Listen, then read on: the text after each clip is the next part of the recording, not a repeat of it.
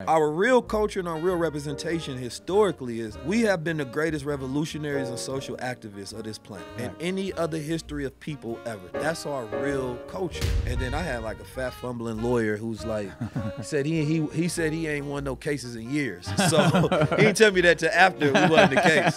But I remember telling him stuff to do and he would do it and it would work. And he was like, and he looking surprised and shocked. And I'm not about to put my freedom in his hands. You know, what you do frequently becomes your frequency. If you want to know your life, look at your habits. It's an honor, privilege, and a pleasure once again to spread some knowledge, to receive some wisdom. I'm in the presence of the highest class of civilization. I mean, this brother, we go back some ways, but every time we get a chance to build, we do it. I mean, whether I'm on his platform, whether he's on mine, I'm constantly learning, constantly growing from this brother, and hopefully we offering the same here at Candace Class to all his followers as well. So it's a pleasure to be in the presence of my brother 19 Keys. I appreciate you. Man. I could have gave one of them long, extensive intros like you give me, and I was like, look, man, we family at this point. Like, let's get to the food. Because I know you got so much to actually offer up, because you do it on all of your platforms, man. I commend you and salute you on everything that you've been doing with just being somebody out here who is a true wisdom and truth spreader, as well as just an innovator in the space of, media. Yes, you know what I mean? You've built your own empire and it's continuing to grow. But I think because I often see you interviewing people that people really, unless they do the deep dive, they may not know, your origin story and who you are, because they'll see the clips on Instagram or TikTok or Facebook and see you saying some positive things, but they're like, where did this brother come from? Mm-hmm. You know what I mean? So I know just you got St. Louis and Bay Area. Yeah, St. Louis. Born in St. Louis. We moved when I was like 1 to Oakland. Yeah. That's where my father was essentially head of an organization. He was a captain there, where it was Black Muslim brothers that had their own enterprise. You feel me? On schools, on bakeries, on security companies. It was into politics, things of that nature. So I grew up around a paradigm of black men that had power, right? And when I grew up, I went to a year-round school where we was drilling, we was learning business. Like my first speaking when I was a child on stages, talking about similar to the same things I talk about now. Yeah. And that's where I first got my spiritual discipline, I would say. Okay. The militant ways of seeing how men move. Right. And this is why I always tell people it's hard for me to be impressed by where we are today, because I don't think we've truly surpassed a lot of these enlightenment and conscious movements of the past. Right. Like, we just regurgitating what they've been teaching. Yeah. I mean, in some ways we've went further, right? Yeah. I think the importance is like the moral furtherness that we've surpassed. Right. But growing up in St. Louis and Oakland, because I went to a different school every year since like middle school. Wow. So I became that type of person that know how to move in different fields and different environments. Shift changer. Yeah, but both environments was dangerous though. Yeah. So it was neither wasn't a break. You know what I'm saying? If I'm on the moms, you feel me, in St. Louis was just so ignorant. That was more of my street days. Yeah. And Oakland was more of my militant consciousness. You feel me? Because I was around brotherhood and fellowship out there, and we would have FOI classes, and when I was young, sometimes I'd be the one teaching the older men knowledge yourself. Yeah. Like, one of my first jobs, I just had Pimpin' Ken on one of the shows, and I was telling him, I'm like, when I was young, maybe around 14, 15, I had a job as a security guard. It was really my older brother's job, but I filled in for him, put on this big old suit, and I'm outside, and I'm barely out of middle school myself, but my job was to protect the children from the pimps that was trying to put them on a track. Wow. All right? And so early on, I developed a disdain towards pimps.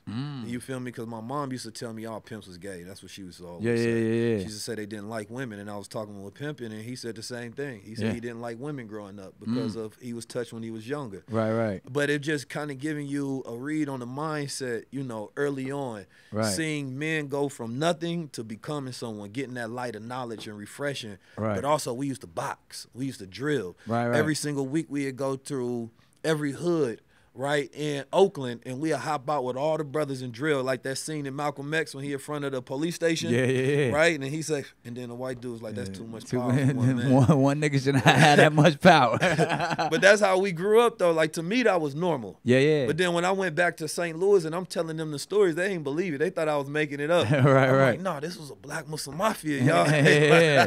They didn't believe those stories until later on as I got older, and they seen, like, the record of it. Yeah. You feel me? So, you know, I've always had an interesting paradigm. I've had court cases. You know, last one I had when I was 19 years old, I beat it. Yeah. And that's why I really fell in love with knowledge, because I had to really apply it in a practical way for my freedom. Wow.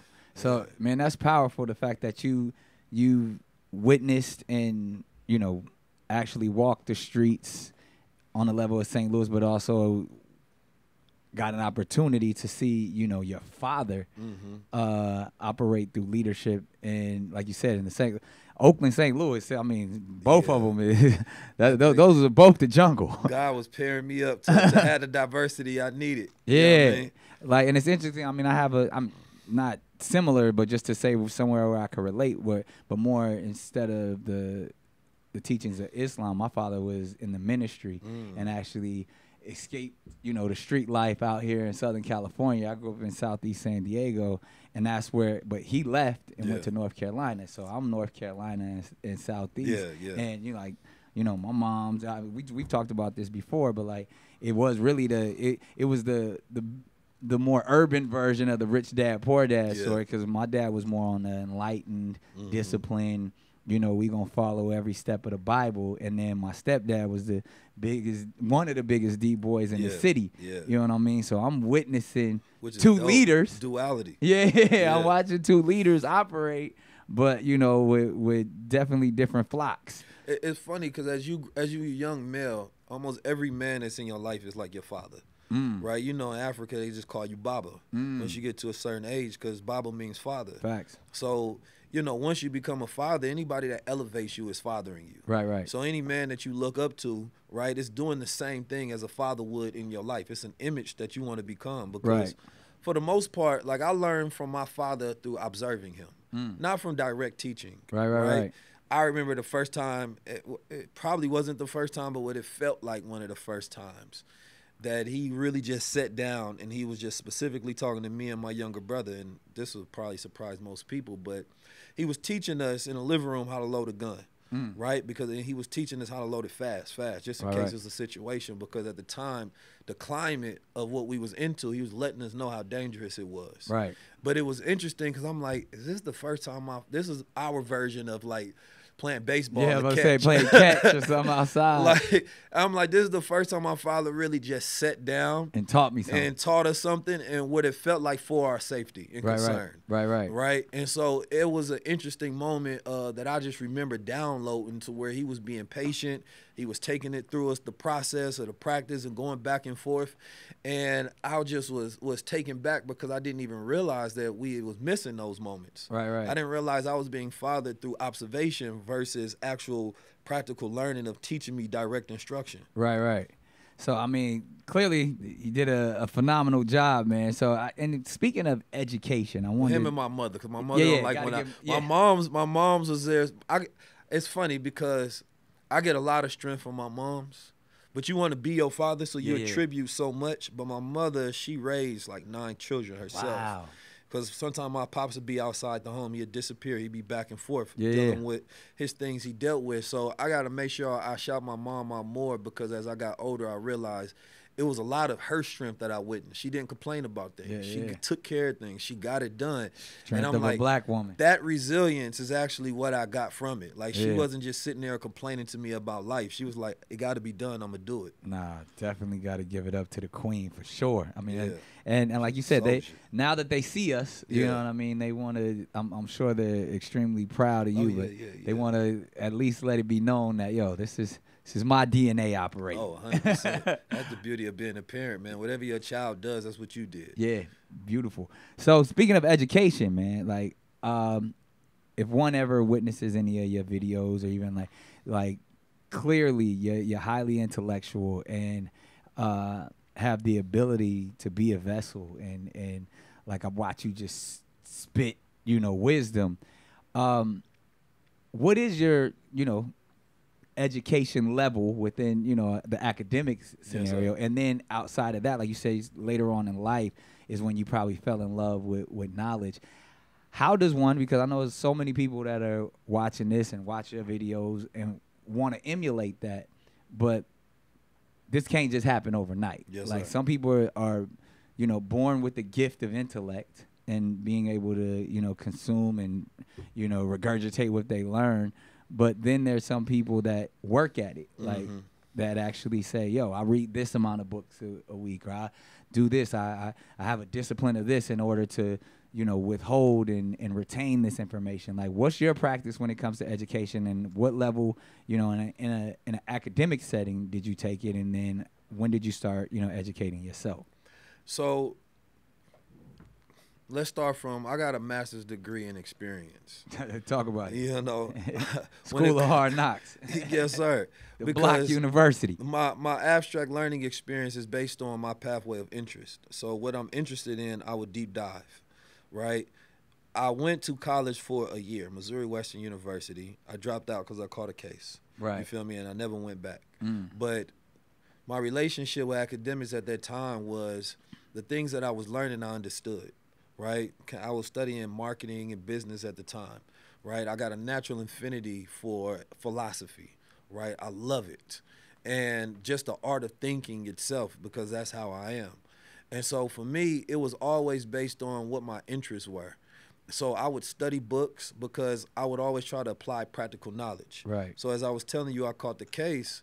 When I caught the case, my older brother was fighting the case from behind bars, so he would give me books to read. You feel me? So, right. Philosophy, the art of deception, right, the strategies of war, things of that nature. So I started reading those books so I could apply that during that time in the court case as I'm dealing with my lawyer, right, as I'm trying to come up with a strategy on how to move and how to think. Right. And so when I actually applied that knowledge and we got to that verdict not guilty, and then I had like a fat fumbling lawyer who's like, said he said he ain't won no cases in years. So he didn't tell me that till after we won the case. But I remember telling him stuff to do, and he would do it, and it would work. And he was like, and he looking surprised and shocked. And I'm not about to put my freedom in his hands. Right, right. But after I got to that point of applying knowledge, I thought about all those people who didn't know how to do that.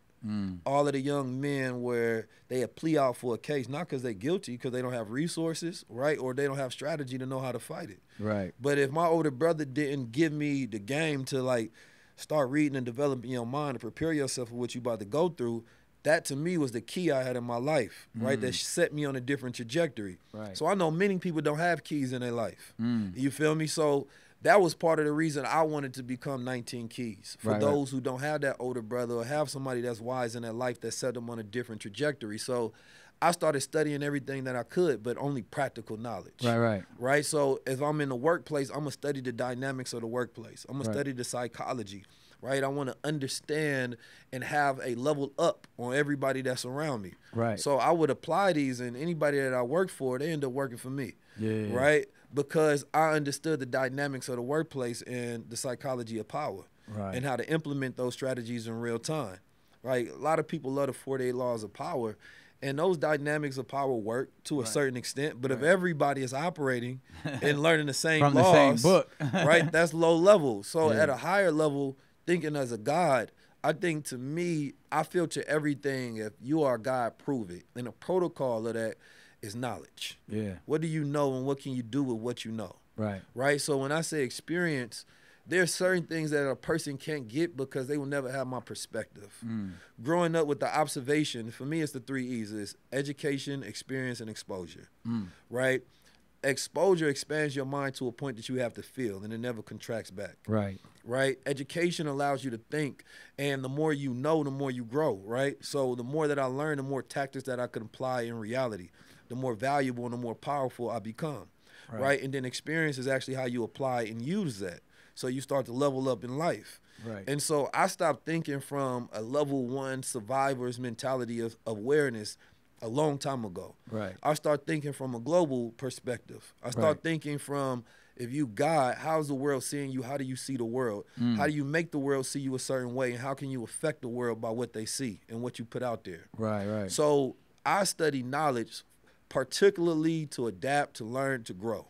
Because my number one primary need is growth. So I'm not picking up nothing for no reason. I have to figure out if I'm picking up W.E.B. Du Bois, how I'm going to study double consciousness and how do I apply that.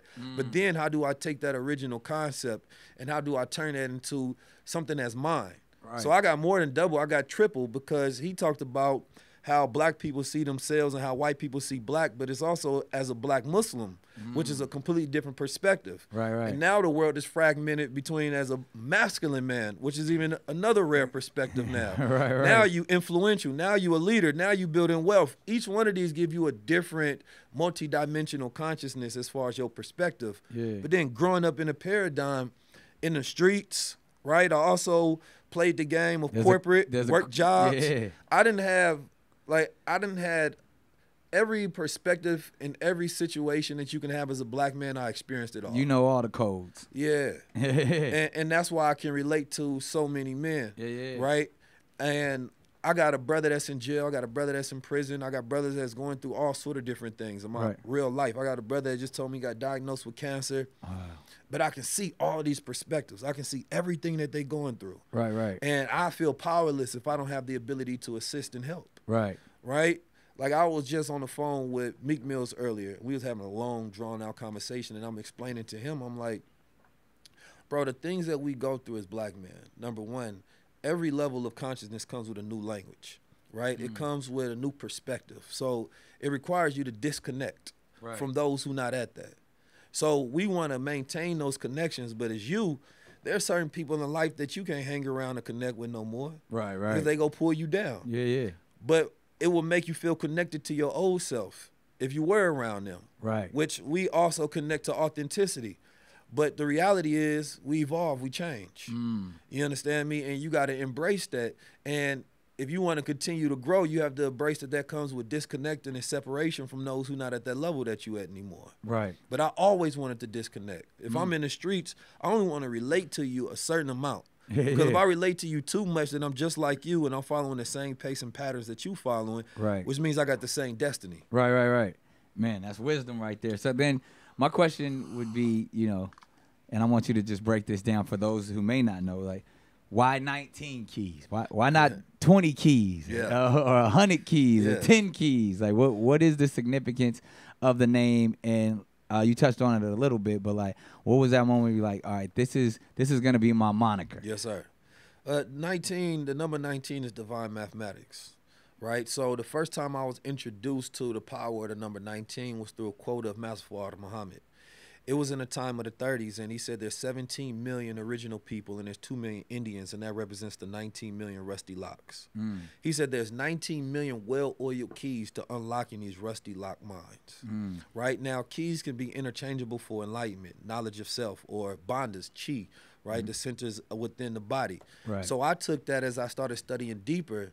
The number 19 is the number that represents all numbers, everything between 1 through 9, right? And then you add that 1 through 9, it goes back to 10 and folds down to 1.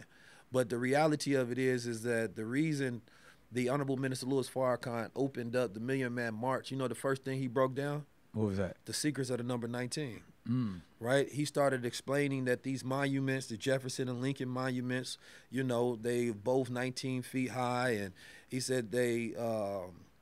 one was the 16th president, one was the 3rd. It represents the number 19. And he was explaining that the secret of America is the black body, right? And he said, you got that 1, that represents the man. That 9, that represents the woman. That's the womb, right? But when you put those together, that represents God.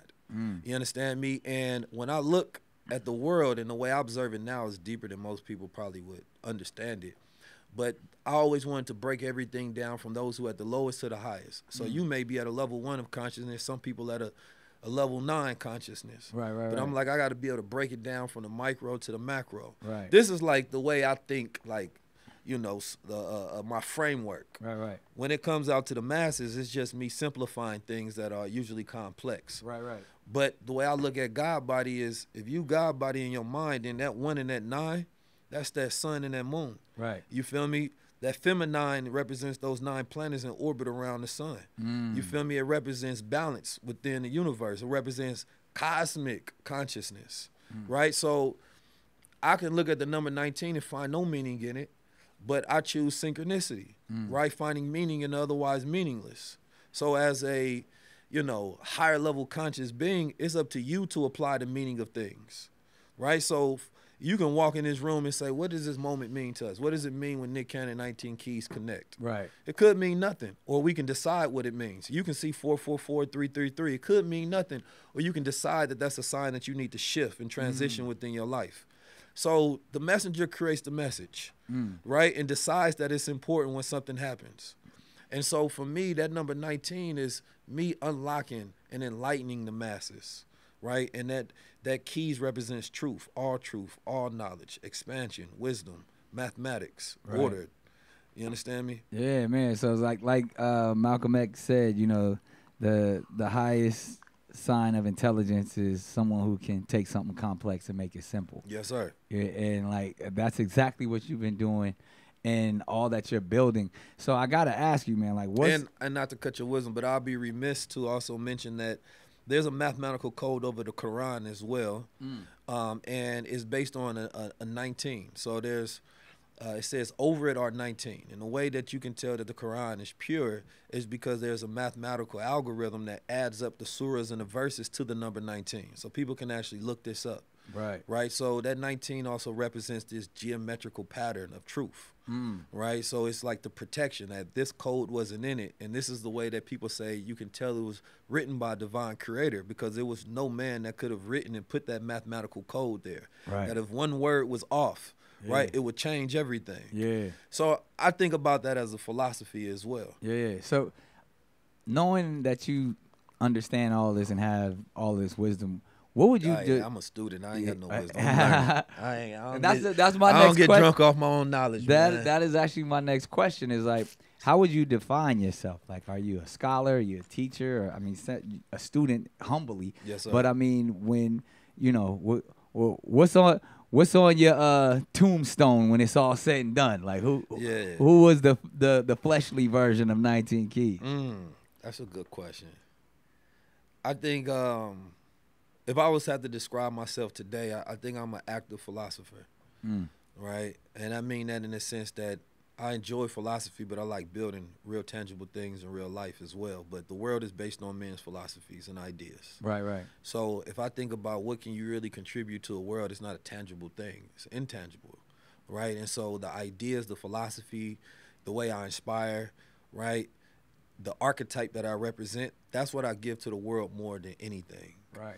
And ever since I was a child, I've been a philosopher. My uncle Nadar, who used to get government contracts, he was just very practical about everything. And I sat down with him, and he was like, man, you deep as hell, but you also practical. You get shit done. Yeah. And I just always remembered that because I never thought of it like that. It's just the way I think. I'm not trying to be deep. I just like to break things down. Yeah. Right? So for me, my goal is always to shift the world.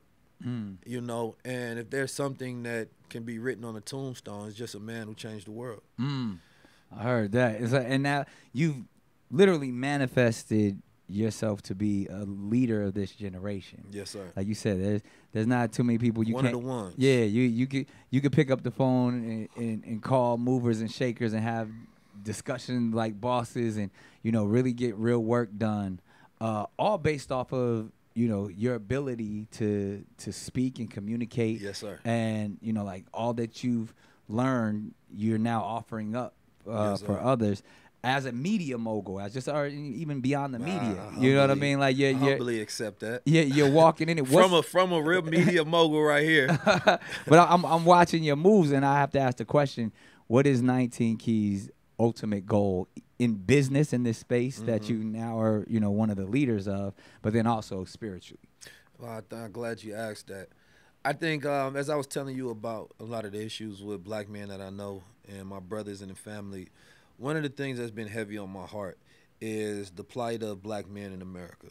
This mental health crisis. Absolutely. We in a crisis. Definitely a crisis. I keep breaking down the fact that we have the highest numbers in all areas. Yes. Suicide to homicide to cancer, to gun violence. Yeah. And we don't address it like it's a crisis.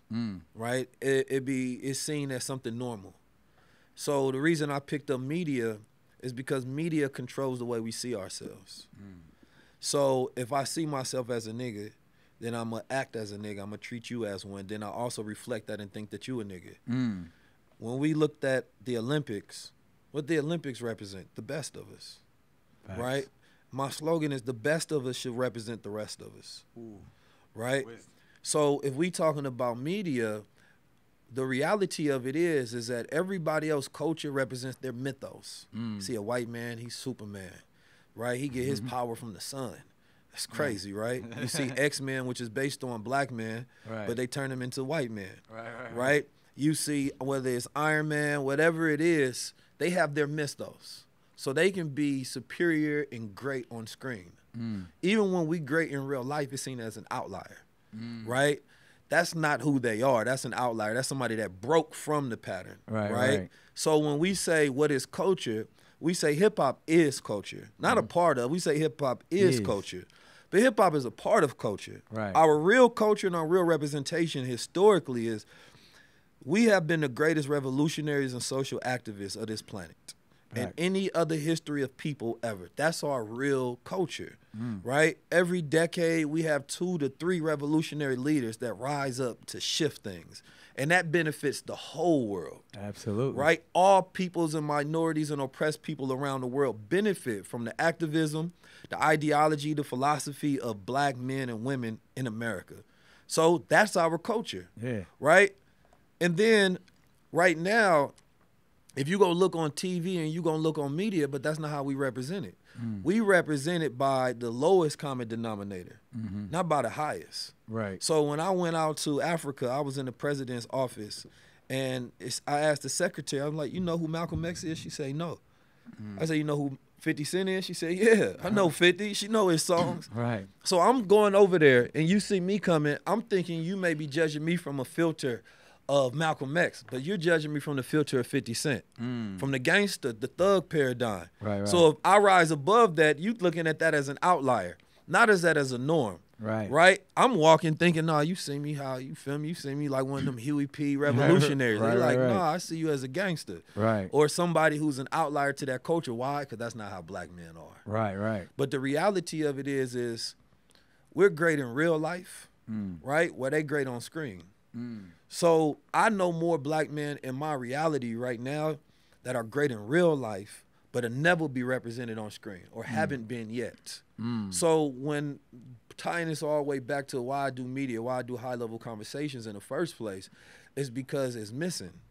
Right? You have canon class, no other celebrity or somebody that's been in your position decided to be that courageous, right? To represent their intellect and create a balance in the world with that industry. But everybody has the capability, right? But nobody did it. Why? So when you do it, that's seen as an outlier, not a norm, right? I was not to keep name dropping, but I was at a meeting yesterday and Master P was there.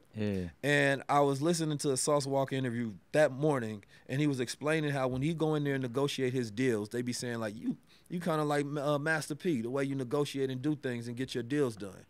Master P negotiation and deal structure never became the norm, it became the outlier. Because they didn't want people to do that. Right? They wanted to say, no, the normal in this game is we take advantage of you, not you take advantage of us. Or there's some sort of reciprocal relationship that's going on like we equals.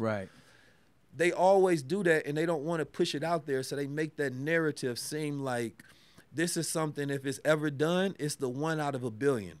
You feel me? Not the new precedents that's set for everybody to do the same thing. Because that would make the most sense. So as I move throughout the world, I'm creating an archetype. You feel me? No, black men can have money, can have power, can be cool, can be smart, can move, can go throughout the world and do whatever the hell they want to, right? And be righteous at the same time. So there's no limits. So the goal is to create a new culture, an advanced culture, right, that represents us. Because when your children grow up, my children grow up, I want them to see themselves not only through us, but through the world. That when they move around. So on a philosophical and a foundation level, is to change the image of black men, right, to the highest level, and then change the image to create this higher level culture. So we start with media because that's how you train the attitudes and the ideas of how we see ourselves to reprogram and reinstall, right, that self-identity. And then we also do events. Now we got books. Now I want to be able to create a network of individuals that can do the same thing, but I'm going to teach them my frameworks. Right. Because I didn't just do it. When we create high level, we make movies. We make documentaries. We make it to where we shifting it because I understand it's not about what you do, it's how you design it. You understand me? Yeah. I study design, right? I study marketing. I study psychology. I study all those things. Then we execute. Right. You understand me? So as we tackle the mental health crisis in America, you know, we creating these large fitness groups and hike clubs, and you know, I've been studying Yoku Shinrin, which is forest bathing. So in Japan in the 80s, when they was having mental health issues, they would take massive groups of people out into the forest for 2 days. And the study showed that it decreased cortisol levels by 50%. Wow. Right? And it also activates that killer cancer cell, right, within the body. So I will think about the way our communities are built. We are around these man-made structures so much we can't breathe. We can't think. Our minds don't flow. We are spiritual people, but there's no spiritual reality. There's no spiritual environment. There was a study done where you asked black men what is the one thing they want to change about their hood, and one of the things that people kept saying was talking about the cleanliness. You know, Nuri Muhammad talked about cleanliness is godliness. Yeah, absolutely. So you got a toxic environment, you're not going to think ordered. Yep. Environment is stronger than nature. So I talk to my brothers at New Era Detroit. I talk to so many black men that have movements. My brother out there in Golden Child out there in Chicago with his movement on the ground. And it's like, let's create a massive movement where we redesign the hoods of America. Right. But that's going to start with, you know, we got a nonprofit called Project High Level that we pushing out to where, let's say we have a whole entire day where we activate all the hoods into exercises and fitness. Wow. Because I think you had Dr. Amin on here. Yeah, yeah. And he talks about the brain scans. Yeah. Right? When we talk about mental health, it's really brain health. But if we was able to have brain centers all throughout the hoods of America, that would be something that would deal with the actual crisis. Yeah. Because I know family members that got brain issues, Yeah. right? All them brothers that get beat by the police, get beat by each other, then been through situations, that's something that's inflammation within the brain. Facts. You're not just going to fix that by talk therapy, right? Like, we need to scan them and put them on a regimen so that they can get right. Yeah, so you can heal the brain. Exactly. So I'm long-winded with it, but I have to get That's to why what we the here. root of the we got to get to the root of the problem before we can branch off and start really addressing these things. I'm glad you said getting to the root of the problem because, as you know, what I mean, you have such a large audience and you know, your clips go viral daily. We do what we do. But to see it, man, like to, you know, they're getting it in bites. He done brought the guns out. Yeah, I ain't had no sleeves under there. I know. But This to see, the second part of the interview. Yeah, right. We talking fitness. Yeah, exactly. But that, you know what? That's what actually I want to jump into, and maybe not just fitness, but I want to jump into frequency real Yes, quick sir. because, like I said, people hear all of this wisdom that you're spitting, but it's hard to apply it to life. Yes, sir. For the person who is stuck in the rut, who's still in the mud, who just operates on a low frequency and may not even know they're on a low frequency. How does someone get to a higher level and even have the ability to digest a high level conversation other than just scrolling or liking? Right. You know what I mean? Because as we know, even when wisdom is brought to a low frequency individual, it's very hard for them to receive it. They want to say, oh, he don't know what he's talking about, or what about him, or how he know. yeah. Like that's that low frequency that as a people we don't even notice Right. that it's so comfortable to operate in. Right. But you teach high level, and even just to break down frequencies and vibrations and how you operate on a daily Yes, sir. basis, and speak on that as well as how the average person that's sitting here watching this that wants to understand it more and apply it to their lives, what's the first step? Well, you know, what you do frequently becomes your frequency. So Wisdom. if you want to know your life, look at your habits. That's what you do frequently, right? And they add up to a rhythm. That rhythm becomes a pattern. That pattern becomes your character. That character becomes your life. you're not going to be able to break out of it until you change something about who you are. So there's so many people that's operating from a paradigm of fear. Right. They got too much fear. Courage is where it starts.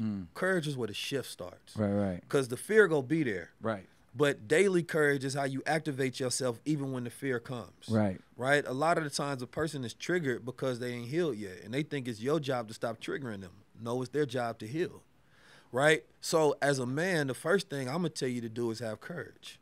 Right? Because you got to think about it. You know, procrastination, always explained, is the abortion clinic of ideas.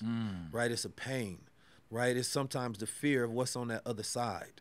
Right? The fear of success and the fear of failure, it paralyzes people. It minimizes your vision. It stops your movement. It makes you think small as hell. Right. And I was talking to a brother of mine. I'm like, bro, it's your fear that's stopping you. Like, what's stopping you from writing a book right now? Insecurity? You don't think you're good enough? You don't think that's for you?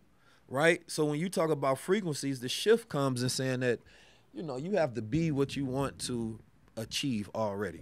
So everything that I want to be, I want to tell you who I am. That's who I am. If I want to be a media mogul, I am a media mogul because I have to operate within that frequency that I attract things. I'm sitting at a table like this and I'm unsure about what I want. That's the way people go treat me. And what I want is going to be unsure. Who knows what's going to happen? But I'm sitting there and be like, man, I'm a God. Right. This is amazing. We just about to close this huge deal. You automatically shifting it through what? Enthusiasm. Right. Entheos, right? It's speaking to the spirit within, right? Inspiration is speaking to breath. So you have to be inspired, right? And you have to have enthusiasm in order to be in contact with the God within. Right? So if you don't have enthusiasm in your life, which can come from your environment and it can come from your visions. Right. As a visionary, somebody who constantly get visions. I have a great connection with my inner voice and my inner eye. Everybody doesn't have a keen inner eye. You have a keen inner eye. You can see something before it's done. And you can see it as vivid as it is in reality. Right? Now, some people, they fall on the spectrum where they have no inner eye, right? Or it's kind of blurry. Right? They can kind of see something, but not really. They have no inner eye to a very clear voice that's guiding them. And sometimes that voice is so loud, it tells you to do something and you just listen like, oh, that was God. All right, let's get this done. I'm constantly in contact with my inner eye and my inner voice because in that dimension is where I create. You understand me? So I sit sometime and just wait till I get a vision because those are my marching orders. But in everything that I do, I have to constantly challenge fear. Because it's like, all right, I'm going to do this high-level world, right, where I really want to show the full spectrum of culture, the best of us to represent the rest of us. Well, this go require a lot of money, a lot of organizing, all of these thoughts. You start going through all of the doubts and all the things of why it's not going to work. Well, you have to then reverse that. Well, that's why I'm going to do it then. Right? I done been on stage and got butterflies. Oh, that means that I need to do it. On the other side of this, that's where life begins. If I stay on this side, this is just how I maintain where I'm at.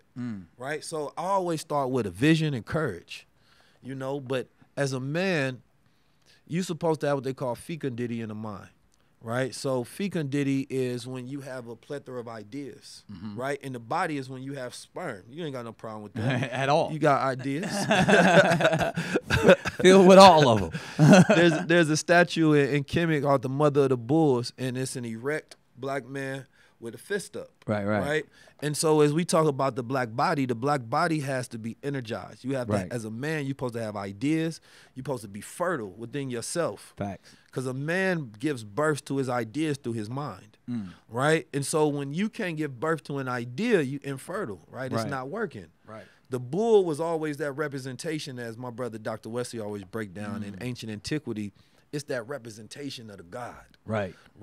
Because the bull used to stand as the tallest creature, strongest. He had that hide. But when people drink Red Bull to get energy, right? It's the testes, the testicles. That taurine. That Taurus energy, that taurine. So as a man, you're supposed to have a stoicness about yourself where you're indifferent about your problems in the world, right? So you're not heavily connected to them, right? Which is very important because this generation is so emotional, they can't get out their mind to do.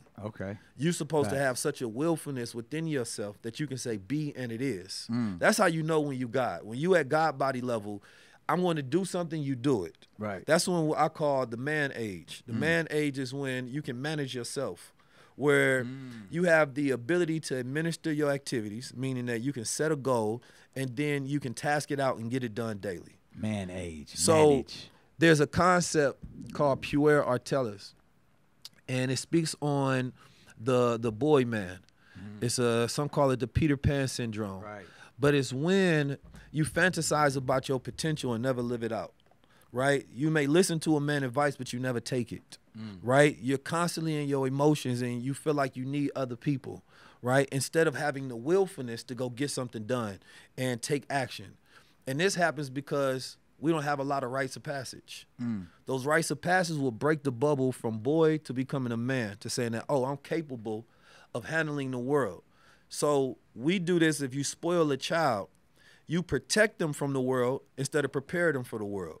If you prepare, you saying that this is what I'm ready for. This is what I can handle. This is what I can do. Right. But there's a lot of young men today that don't want to become men at all. Why? Because the world says patriarchy is wrong. And they don't understand the message that you're giving is that he doesn't want to be a patriarch in his household. Right. Right? If the world was spreading matriarch is wrong, that would make a woman not want to become a woman fully. Wow. So they're creating this state where there's all of these men growing up in consistent adolescence, right? A militant discipline will break that. I got that early, right, with the FOI. So we had structure, we had order. You was part of something bigger than yourself. So even if you didn't want to do it, you still did it. Right? That breaks that. It builds work ethic, right? It builds consistency, a discipline. So if you don't have a foundation of good principles, right, then you don't have a structure to build on. And then later on, you're trying to reinstall those principles so you have a foundation to build off of. So all of this goes back into this foundation of, all right, let's start at level 1 of self-awareness. You know who you are. What are your weaknesses? Now we go into the shadows, right? Who you are in the private, who you are in the private, right? What is your higher self? How do they connect with each other, right? So as a man, I'm going to start with, who am I? Man, if you can get that question answered for yourself vividly, right, then you have a way to move throughout the world. There's something I don't want to do. Well, a man is supposed to accept challenge, not comfort, right? If you are constantly going to challenge, then you can prove you are who you think you are, right? I need something that challenges me, right, that makes me frustrated, and I resist against that frustration, and it lets me know how powerful my mind is, how powerful my will is. Right. So now I have proof, right, of my capabilities of who I say I am. So I've done it once, I can do it again. Right. So instead of thinking, oh, this is too hard, I'm going to do it because it's a challenge, right? If you're doing things that make you comfortable, you start to lose some of your feeling as a man because you're not doing anything. Indeed. So I was always taught that a man is his mind. So if you want to develop manhood, you have to constantly remind yourself because you can lose yourself. Right. Man, you had a loss, remind yourself. Oh, this is who I am. That's my lesson. That doesn't define me. That's just my challenge. Right. So these are fundamentals if we're going back to the basics of how do you develop a young boy to a man. Right. Right. And then from there, you should have a well-developed mind. Right. Right. It's a complete consciousness. You have self-awareness. You have emotional intelligence. You know how to communicate. You know how to move throughout the world. You know how to negotiate. You know how to problem solve. You know how to critical think. Right. There's most men that have a third of that, half of that. There's a few that have whole of the full, complete picture, right? They have spiritual, moral rightness, right? But then they have the ability to execute ideas in reality. Right, right. So, again, long-winded. I ain't long-winded. That's full of wisdom. We needed that win. There's so many things I want people to kind of take from this as far as like, okay, these is the foundations of who you are. As a boy, I had to break that bubble of what I was capable of. I didn't want to go to no FOI class. Sometimes we there to 12 at night, and I got to get up early, and I'm in elementary school. You feel me? The next day. I don't want to do this. But when I didn't want to do something and I did it, it broke that within me every time and let me know what I was capable of. Wow. You understand me? Yeah. I used to win militant drill competitions all the time, because I would always see in my mind's eye of me winning. Right, right. Right? That was just the way that I always focused. Yeah. I'm thought about the celebration. So I'm already there. Right. And now everything else is just loading to get to that point. Right. So everything in my life was always me using that inner voice and that inner eye as a guidance. Wow. Me allowing me to have a vision and me not being afraid to fail and having that courage to go towards that vision. I got some visions right now. It requires a lot. I don't know how I'm gonna get there, but I know I'm a God, so it's gonna happen. That's why they always say a vision without a plan is just a hallucination. Yeah. So it's like the fact that you actually walking in it. Yes, you sir. do it. You know, faith without works is dead, and I watch you work daily. Yes, sir. You know what I mean? So you know that your vision is gonna come into fruition. So man, drop so much wisdom. I mean, I know they're gonna watch this one over and over and over again because everything I've been taking notes from the man age to manage yourself to the 3 E's to I got a question for you. Okay, let's get it. Are you living at your 100%? I think I'm. That's my goal every single day. Yes, sir. And I always say when it's all said and done, they're gonna be like, "Yo, he rode it till the wheels fall off. He got everything he can get out of this." And that's literally how I start my day. When I'm in my prayer closet, when I'm meditating, I'm sitting there and like, how can I get the most out of today? I'm grateful for getting a chance to see another day, and I'm gonna give it 150%. And that's one thing. Like I don't leave nothing on my plate. Yes, sir. You know what I mean? And that's what people are like, man, how do you do it all? I always say, time is man-made, but energy is God-given. Yes, sir. You know what I mean? So I operate on that God body, God level, the highest frequency I can because it boggles the minds of an ordinary person. Yes, sir. Like, so my goal is to be extraordinary in everything that I do. Yes, sir. So even when the low frequency debates of who am I and what am I, and I don't even get caught up in that because I feel like I'm living at such a high octane. The velocity in which I'm moving. Yes, sir. It's not understandable to the average person. You know what I mean? So it's like, and then I have to put my humble hat on to be like, I don't need you to understand it. You just don't be in my way. You know what I mean? Like just like cause I'm going this way. The train's not stopping. So I feel like my train daily is moving at 100%. And I see that 1,000% because. And this is something that I ask people, are you living at your 100? So I'll break it down categorically. So first, let's say physical level.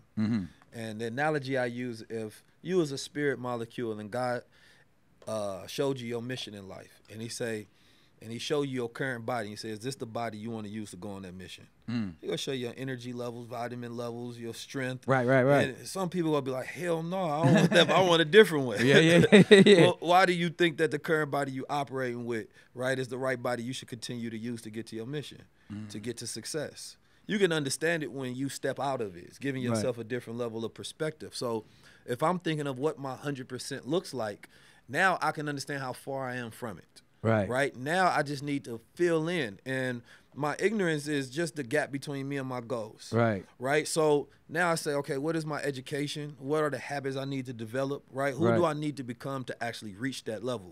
Ever since I was a child, I've always done this meditation of where I would think about what does my future self look like in the next 10 years? It always gets to this point where I need to expand my thinking. I've been doing this since a child. I don't even know where I got it from. But it was just something I always did because I never wanted to operate at my perspective based on my experiences. So I would think about, okay, how would he look at the way I dress? How would he look at the way I talk? I always say that's the only person I'm jealous of is my future self. He got everything I want. You know what I mean? Everything I want. Flyer than me, dress better, smell good, you know what I'm saying, with the family. So is this the reason why we witnessed the physical transformation I mean, like because you went from like looking like a regular individual to looking like a superhero. Like clearly you've been in the gym. I used to walk. You know what? I thought I was buffer than I was. You know what I mean? You was mad. Yeah, your future self. Right, our future self.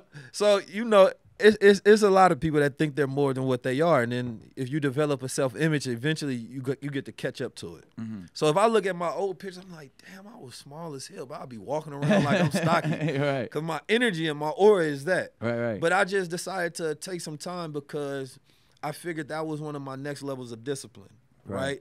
That especially as you age, right? Your hormone level change, so you have to constantly stimulate yourself in different ways, mentally and physically, right? Working out does that for you. If I don't want to wake up and I got brain fog, working out helps activate that cerebral brain fluid to wash over the ridges of your brain. You feel me? So that you can have a clear thinking and a clear mind. Facts. right? That's your glymphatic system. So as I'm studying the science of fitness, I got my brother Mike Rashid here. I want to Shout out to study, Mike. and I was watching the movie Creed, and I'm like, nah, they got me messed up. Because in my mind, that's how I'm walking around. You feel me? But then I hit the mirror like, that ain't even me right now. I got some work to do. So I had to also prove to myself, because I realized I wasn't getting the results because I didn't have the knowledge, right? I didn't understand how to develop the gains. I didn't understand how to do the particular type of workouts, what to eat. Right. So I feel like that physical journey is a level of self-awareness that you gain, Right. right? And there's so much mental and spiritual and metaphysical that goes into it, because it's a fight with yourself. Right. Every single day. Why am I doing this? Well, I have this why connected to another why, right? And so then I look at, what does my 100% look like? It get to a point where, okay, this the physical. Now it's the strength. Now it's the energy. Now it's the mental. Right. What does my 100% mental look like? Right. Right? Now I'm become a better thinker. I know how to problem solve better. I know how to manage things. I know how to order things. Right. Right? I know how to have a better command of my mental faculties. Right. Right? I can be like Obama during his campaign run, where he ain't mess up one time. We looked at that as a perfect orator of intellect at that time.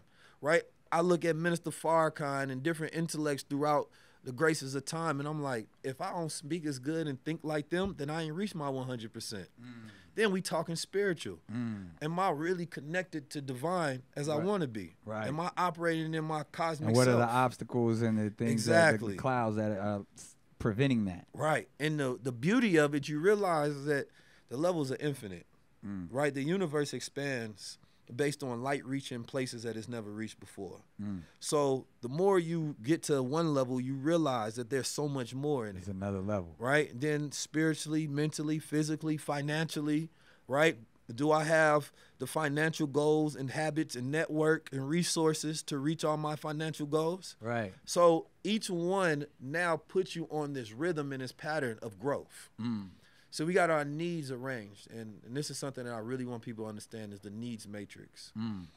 So one of your primary needs is growth. Facts. Right? You're going to always do things to learn, to grow.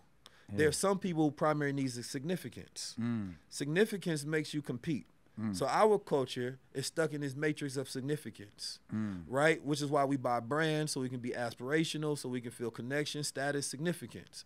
In a family household, it would make the most practical sense that the person that's the LeBron in the family is the one everybody rally behind. But then somebody else gets jealous. They want to be as significant or more because they didn't get enough love when they was younger. Wow. They weren't told about their efforts and their success, so now they need that more than they should. Right. When they should be ordered based on growth. Wow. They should want to grow to contribute to the community, which gives them their significance. Right. But people think their significance is their contribution to their community.